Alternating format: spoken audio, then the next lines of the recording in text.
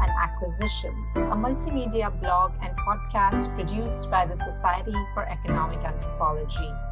I'm Ipshita, and over the next few weeks, I will bring you the third collection of our podcast centered on the theme enterprise. Our previous editorial collections on climate change and waste, as well as the forthcoming episodes, are available on the website, as well as through the podcast subscription server of your choice. From the myriad activities in informal economies to the emergent technologies created by startup companies, examining enterprise helps us analyze a range of actors: gig workers, tech entrepreneurs, investors, and hustlers. Through this collection, we will have wide-ranging conversations focused on some overlapping themes. What are the multiple meanings people attribute to entrepreneurial work? What are the emergent actors and institutions involved in entrepreneurship? What are the financial, moral, social, and cultural forms of value created through entrepreneurial labor? What are the challenges and opportunities involved in doing ethnographic work with entrepreneurs? To help us navigate some of these questions, I'm delighted to introduce the first guest of this collection, Stefanie Mauksch. Stefanie is a senior lecturer and research associate at the Department of Anthropology, Leipzig University in Germany. She works interdisciplinarily, placing her work at the intersections between organization studies, anthropology, and disability studies. She has conducted research on entrepreneurship movements and projects in Europe and Nepal, and more recently, urban Sudan. She has published widely on social entrepreneurship and social innovation in Global South. Thank you, Stefanie, for joining me today. Thank you for having me. Okay, Stefanie, I was wondering, to start off, this is something that we've been kind of interested in investigating, the expanding scope of the field. I was wondering if I could ask, what does economic anthropology mean to you? That's an interesting question. So since I spent a few years outside of anthropology, I'm not even sure what my spot is or where exactly I would place my work. But obviously, economic anthropology consists of diverse fields and also what one may call the anthropology of capitalism, that looks at capitalist formations and what they create in different contexts of the world. And this is probably the field to which I'm contributing. So I also think of fields like the anthropology of finance, the anthropology of neoliberalism, the anthropology of corporate social responsibility, and so forth. What I find valuable about these fields is that whereas economic discourses or economic decisions are often understood in opposition of or as distinct from let's say, emotional, embodied, and aesthetic dimensions of life, I really enjoy how ethnographies of capitalism show how, of course, capitalism comes with its own forms of embodiment, sets of feelings and aspirations, and a distinct materiality. And anthropology allows us to study this because it has a good methodology to do so. Great, thank you. I think that's something that interested me also in seeing the various formations of capitalism, the forms it takes around the world. And particularly with regard to entrepreneurship, what first made you interested in researching entrepreneurship? And I know your interests have often been quite specifically on social entrepreneurship. So what was it about entrepreneurship, social entrepreneurship, that drew you to those sectors? So the funny story about ethnography is that the topics you end up working on tend to enter your inquiry rather than the other way around. At least this is what happens to me all the time. So I don't choose themes, they choose me. So when I applied for positions after studies, I received the offer to work in a project team at a business school department. Which is, of course, a very, let's say, unusual place for an anthropologist, at least in Germany. I know in the US it's somewhat different. At that time, I was not aware that ethnography is being applied outside of anthropology and sociology, such as fields such as consumer research and other fields of business studies.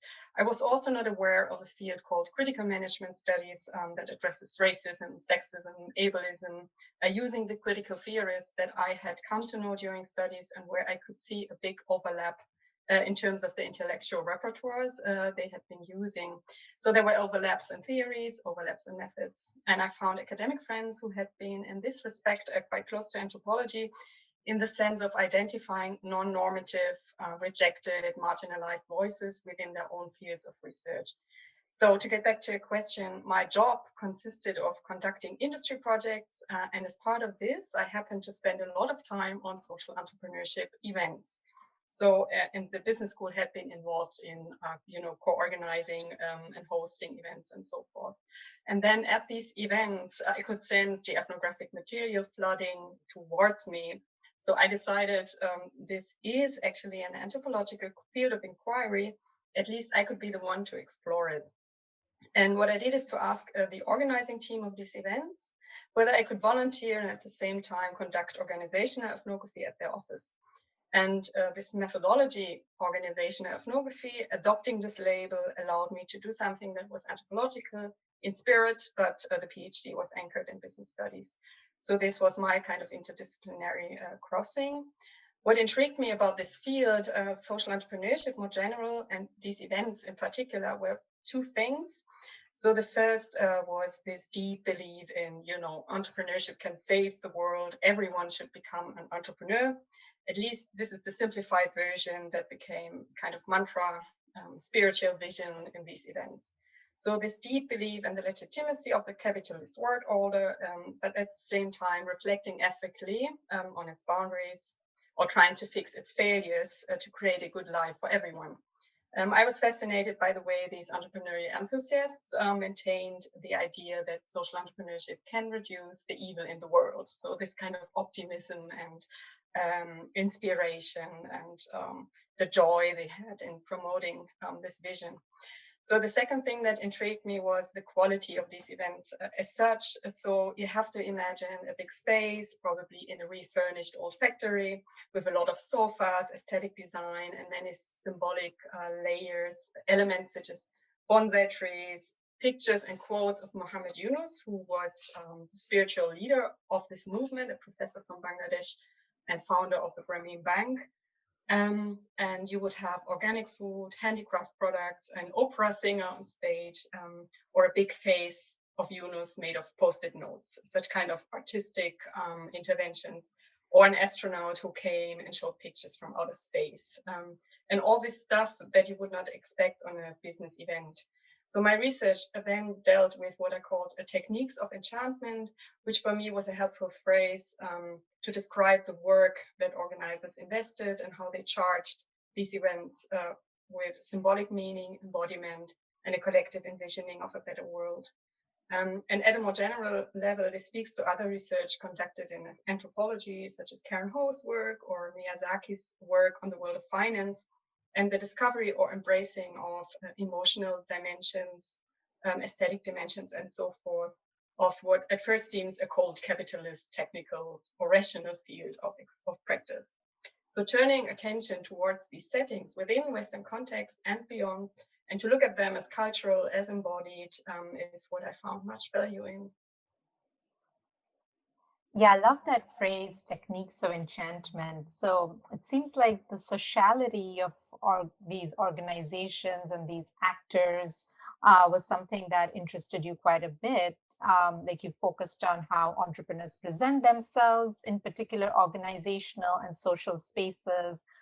The way you described those events actually kind of reminds me of my experience in co-working spaces. They're kind of also just drawn out to be very non-corporate-ish, very kind of friendly, and has this open sort of vision of something that goes beyond just the work that they are doing.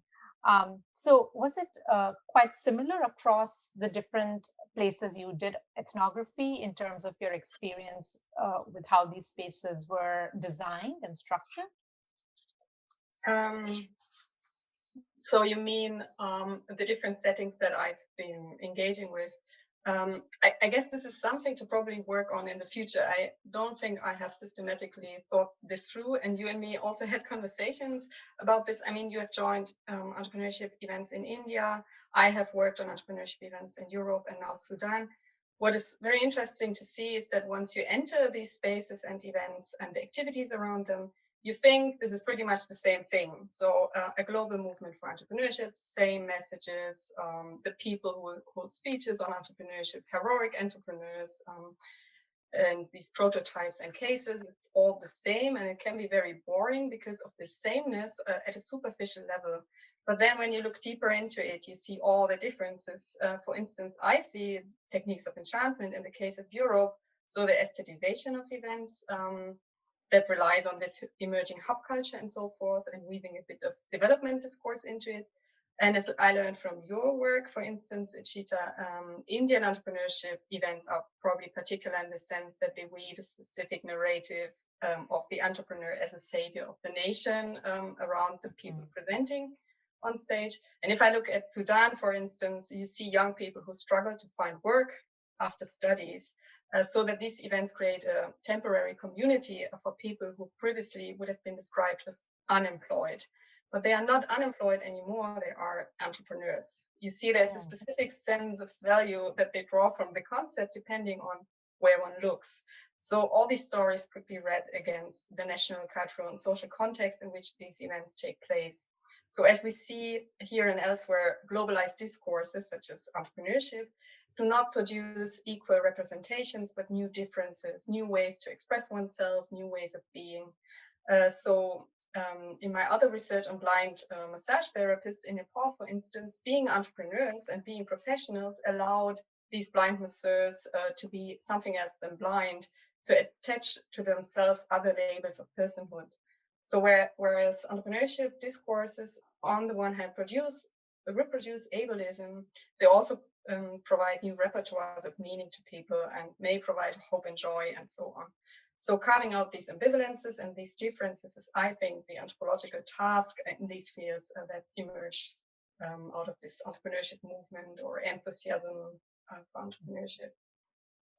Yeah, I find that there's so much value in that kind of just their embeddedness in certain capitalist and neoliberal formations, or even, as you're saying, ableist, potentially racist, classist formations, but how it also provides these tools to even sometimes challenge that within these spaces.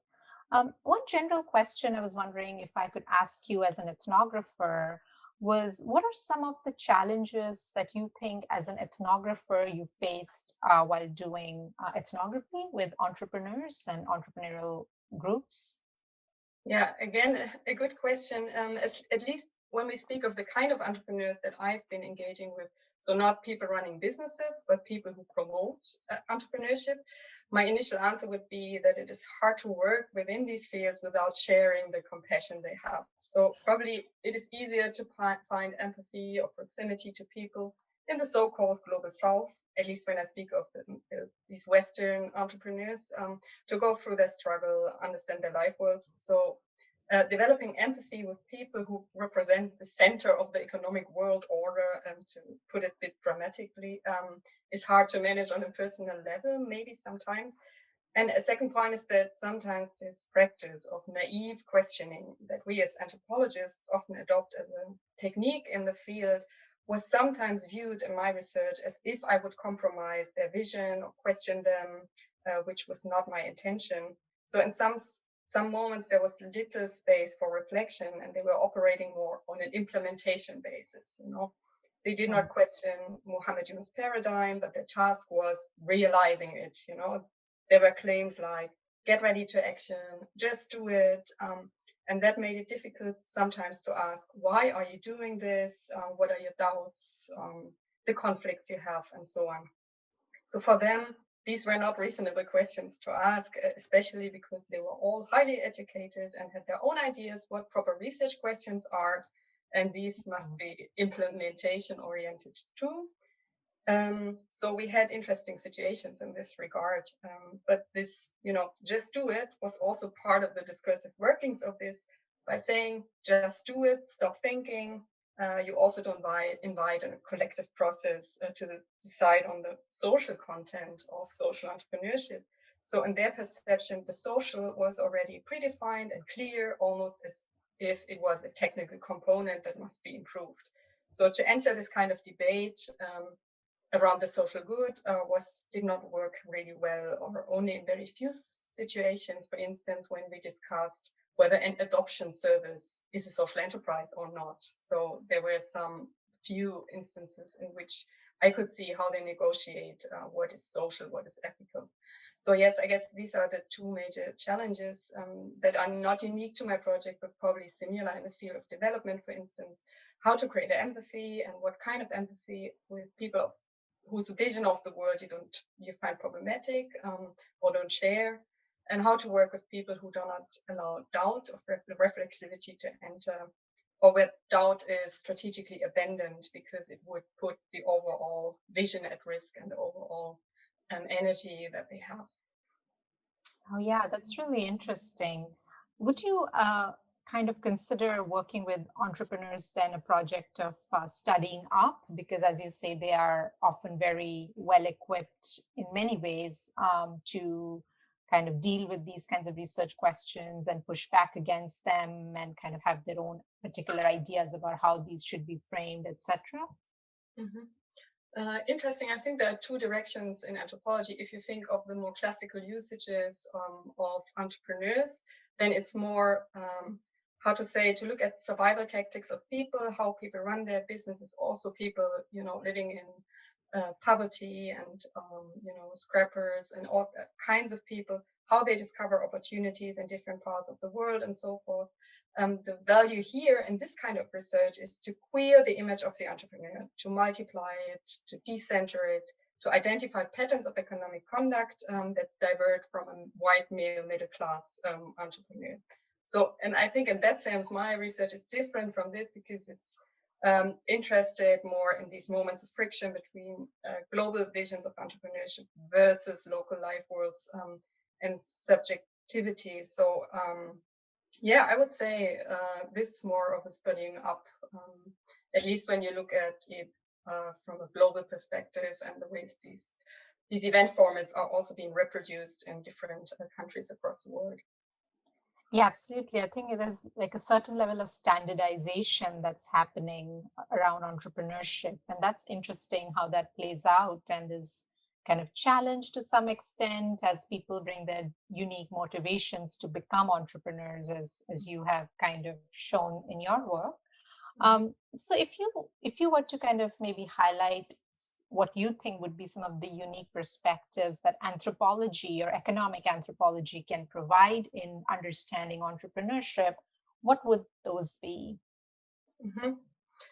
Yeah, I guess a more or the second strand beyond this kind of survival tactics oriented entrepreneurship research is the way in which entrepreneurial discourses, and this comes with the critique of neoliberalism and anthropology, envision a particular kind of subject, a subject which is self-determined, considered, eager, upward moving, that is often at odds with other conceptions of being in the world, and carving out these tensions between, entrepreneurial prototypes and people's own beliefs and priorities, I think is a strong point.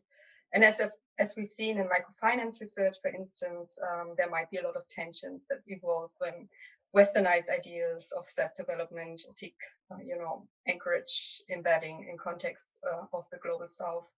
So, for instance, in Sudan, where I have conducted research on the emerging startup scene, I've realized that people spend a lot of time on entrepreneurship events. They invest energy, but as soon as they get a job, they would take it, and leave the field from one day to the next.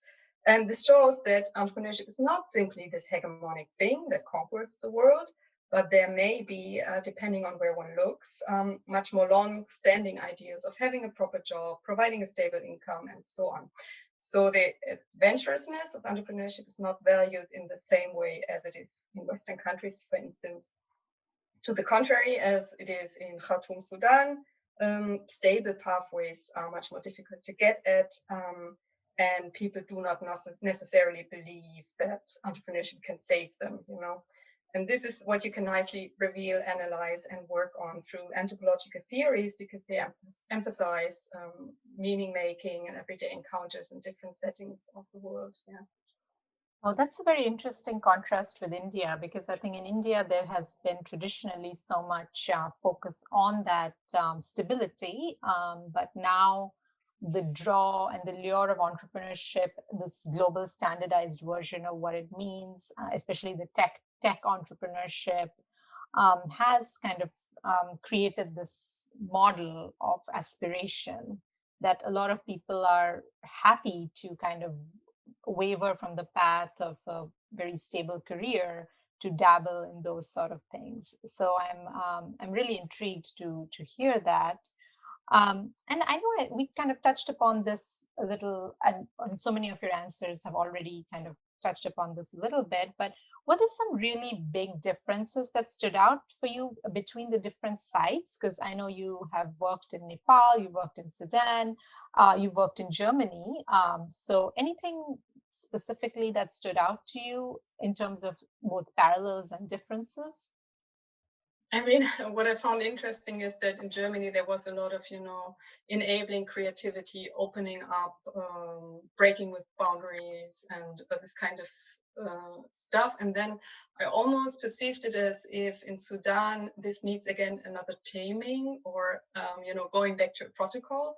And this protocol is not what these events formats suggested, but for instance, they introduced an opening speech. They made it in very, festive, expensive locations, which is not at all part of the way it's thought to be in Europe, for instance, where you want to allow democratic access and, no hierarchy kind of, which doesn't mean there's no hierarchy, but at least in Sudan, you had to cater to these expectations so that people come at all, they wouldn't come to this down to earth, very basic industry building kind of stuff. You have to make it prestigious. This is what they said. You have to make it glamorous, prestigious. You have to sell tickets. This is another invention they made. So there were all these manipulation tactics, or kind of diverting from these scripts that circulate around the world, and making it a Sudanese version of this. And they also invited all these, politicians and important people who have to say something, which is, in the events I joined in Europe, then you would have an artist, and you would have, the elite presentations were somewhat different. And that has a lot to do, of course, with what kind of event can you organize, how would you gain followership, how would people attend to this at all. And this was really a Sudanese version of this, and I thought that was very interesting. That is interesting. I think we have spoken a little bit about this before, the experiential aspect of these events. It seems that there's, in some sites, a desire for experiencing prestige and a desire for experiencing this kind of very proper presentation. And in other places, maybe in Germany, it's more of a kind of a relaxed, casual, creative, flexible, non-hierarchical space that's sought out. And maybe they wouldn't appreciate that kind of very proper setting with politicians, etc., coming and making speeches. Not at all. Yeah, I think in India it's interesting because there's a bit of both that's happening there. I think there's definitely uh, an influence of the, maybe the, if I should call it, the globally standardized Western model. Maybe that's in Berlin, Silicon Valley, etc., of the more laid back, creative, autonomous type. But they also, because entrepreneurship is so heavily pushed by the state, you also have those very grandiose events with state representatives making speeches, and they have an interesting dynamic between those two kinds of sides. Yeah, and when it comes to, UNOS events, on the one hand, you have this non-hierarchical imagination, and then you have UNOS being, glorified and typified, and he becomes this superhero of all these pictures, and a lot of glorification of one person, which is, of course, a strong hierarchy, but he's the non-conventional leader. He's the, Bangladeshi down-to-earth type of, like Gandhi, and this sort of hero, and that's okay because it's alternative, it's a different type of hero. That was interesting to see. Yeah, and was that very different from the heroic figure you saw in Berlin or Germany, for example, who was kind of valorized, or was there no such figure at all? I mean, Yunus was the valorized figure in Germany, for Okay. instance. So it wouldn't work if there's, a minister of economic relations or whoever to present this new version on how to save the world. It doesn't Hmm. work like this. You have to have this, modern savior. Hmm. Absolutely. And just to kind of maybe end on, Stephanie, you have worked so much across so many sites, specifically looking at versions of social innovation and the way actors present themselves there. What are some recent projects you're working on, and how do you see yourself navigating this field in the coming months and years? Yes, I think I quickly mentioned I did the blind massage experience, and I think this is the new direction for me to go because I've worked a lot on this transnational level, and at one point in time, you want to see how it's being um, operationalized, so to speak in business language, within concrete contexts, what happens in the encounter. And my personal, or my kind of new interest is to look at the encounter between entrepreneurship and disability.